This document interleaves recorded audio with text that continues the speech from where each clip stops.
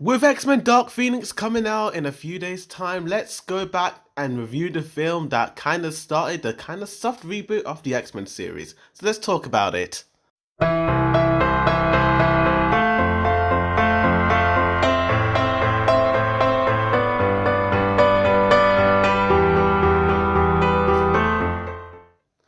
What's good? It's a Boydude Reviews, and today we're going to review X-Men First Class, a 2011 superhero film based on the X-Men characters appearing in Marvel Comics.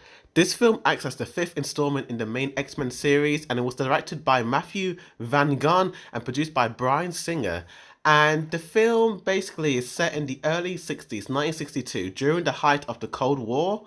A mutant named Charles Xavier, played by James McAvoy, meets a fellow mutant named Eric Lanchiner, played by Michael Fassbender. Despite their vastly different backgrounds, Charles grew up with a wealthy family, while Eric lost his parents during like the World War II, I don't know. While Eric lost his during the Nazi death camp in 1944. And the two become close friends as the world teeters on the brink of a nuclear war. Charles and Eric, with other mutants, join forces to save humanity. However, a situation soon tears their friends apart, involving a evil dude by Sebastian Shaw, um, who is the leader of the Hellfire Club, and he is played by Kevin Bacon, who was hellbent on world domination. The film also stars, as well as McAvoy and Fassbender and Bacon, it also stars Rose Byrne, January Jones, Oliver Platt, Nicholas Hoult, and Jennifer Lawrence.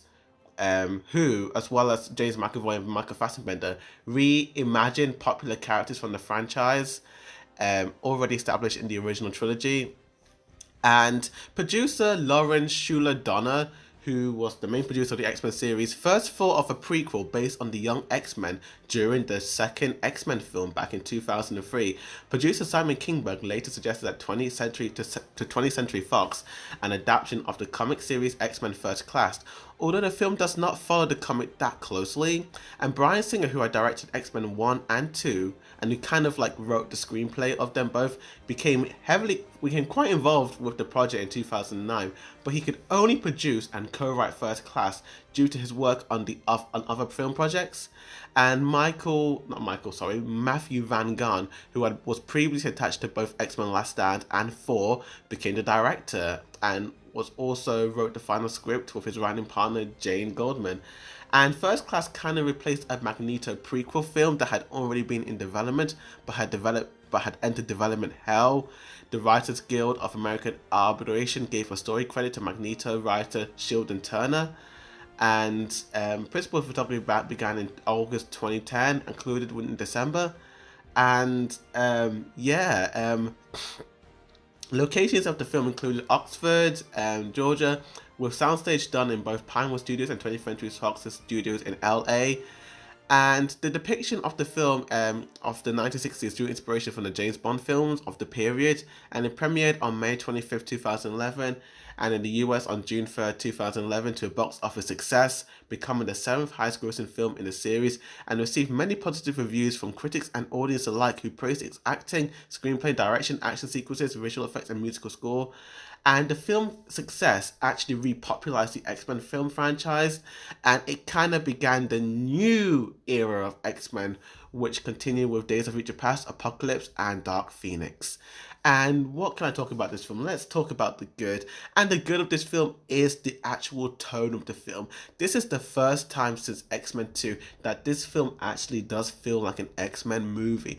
It is finally back to how X-Men was. It has this grounded, realistic tone with great characters and a great visual style.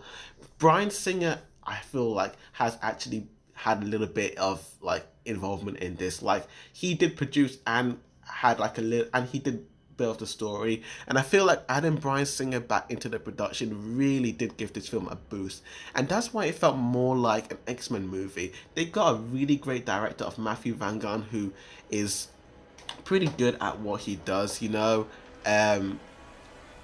dude is the dude who directed Kick-Ass, Kingsman Secret Service and the second one, and the second Kick-Ass. And like even watching the Kingsman movies, like I actually feel like this does feel like a really like spy type of film, you know.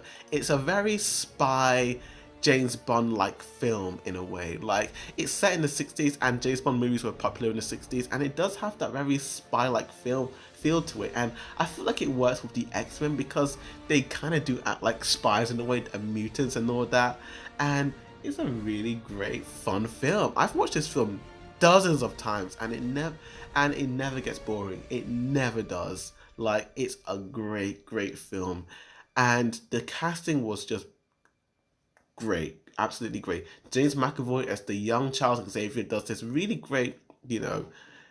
He really does do like he. I feel like he is like he does a really good job at playing a really young like Patrick Stewart, and I do feel like this is how Patrick Stewart probably was like when he was younger. But he does give his own type of like it's not a direct copy of Patrick Stewart.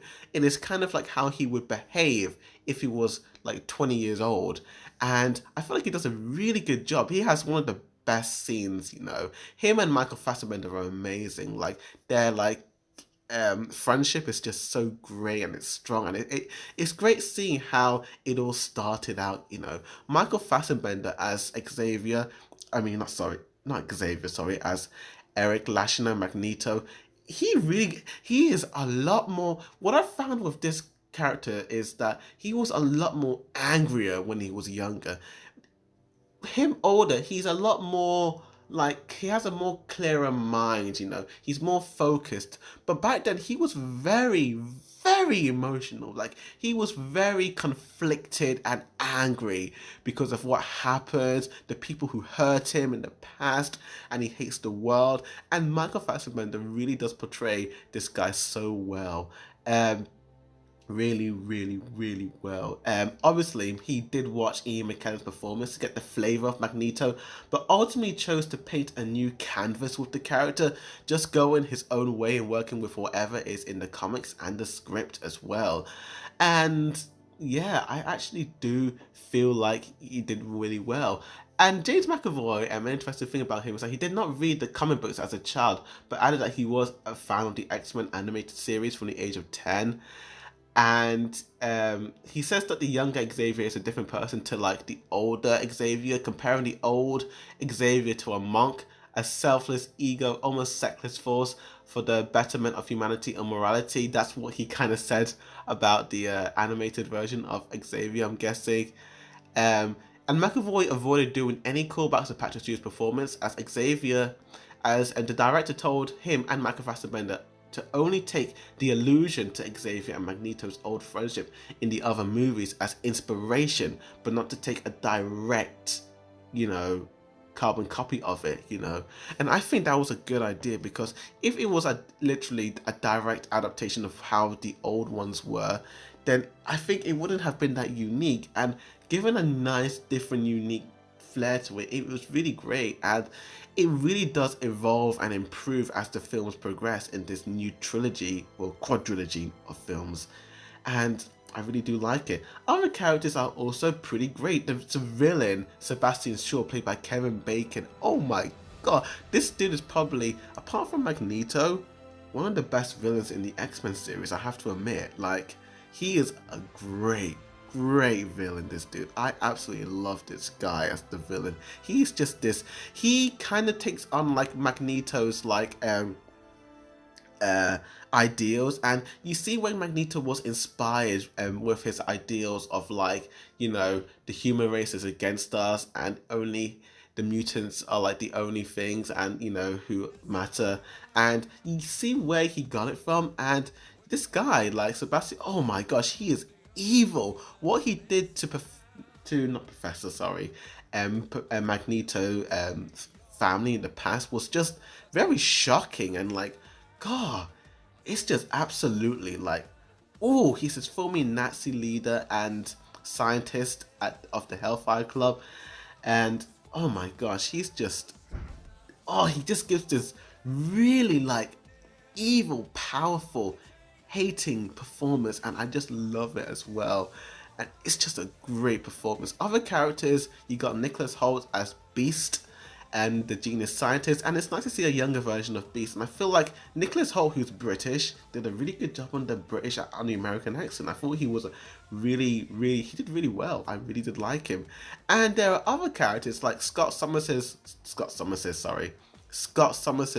older brother, who's Alex Summers. He's also pretty cool. Havoc, and they're all really great. Nice bunch of casting. Great jobbing. Great job. The visual effects in this film is definitely the best visual effects in any X-Men film up to date so far. Like, I was just impressed by some of the visual effects, and just some of the cinematography was just amazing, and it just looked beautiful to look at. And Jennifer Lawrence as the young Raven was also amazing. I did like the visual effects done on like her transformation. It looks a little bit better as well than the previous incarnation, but I actually really do like the film. Like, I really do. I feel like this is an X-Men movie, and it really brought the X-Men back on track, you know. It really made it popular, it made it cool again, and people were just excited for future X-Men movies. And yeah, the score is amazing. It actually has a little bit of a flair from the X-Men 2 film, and oh, it's just so great. My only gripe with this film, and it is kind of a mixed aspect of the film, is that I would say the running time is a tad long. It's 132 minutes long, and it does get a little long, and I feel like it does get really into some of like the political side of things, and it can actually bore some viewers, to be honest with you. Sometimes when I do rewatch it, I do have to admit those political elements of the film do bore me at times, and I'm just like really like waiting for them to like cut to the X-Men guys. But apart from that, this film is actually a really classy film. It has an interesting look, an interesting flair. It's a very fresh looking X-Men movie. And for that, I'm going to give X-Men First Class a 9.5 out of 10. And I'm going to give it an A, definitely. It was pretty damn fantastic. It was a really great film. But honestly, they just get better. And they get better and better. But thank you for watching this review. Please like, share this video, and comment down below and tell me what's your favourite X-Men flick. With that said, thank you for watching. As always, a Boydude review signing out.